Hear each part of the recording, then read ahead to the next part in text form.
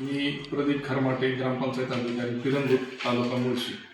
मुख्यमंत्री समृद्ध पंचायत राज अभियान या अभियानामध्ये पिरंगुट ग्रामपंचायतीने सहभाग घेतला असून प्लॅस्टिक बंदी व सार्वजनिक स्वच्छता याच्यावर विशेषतः काम करायचं ग्रामसभेद्वारे ठरवलं होतं.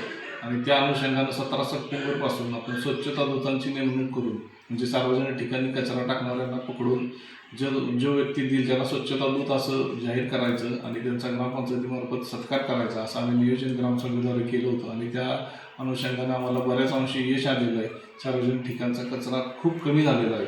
तरी प्लॅस्टिक बंदीचाही प्रचार आपण गावात व्यवस्थित केलेला असून सर्व व्यापारी असतील, भाजी व्यावसायिक असतील किंवा दुकानदार असतील यांना आपण प्लॅस्टिक बंदीबाबत सूचना वेळोवेळी दिलेल्या आहेत. त्यांनी याबद्दल सहकार्य केलेलं आहे. परंतु अजूनही काही विक्रेते व्यावसायिक प्लॅस्टिकचा वापर करतात. त्यामुळे नागरिक प्लॅस्टिक वापरतात आणि सार्वजनिक ठिकाणी कचरा टाकतात. त्यामुळे सार्वजनिक ठिकाणी स्वच्छता राखण्याचा अडथळा निर्माण होतोय.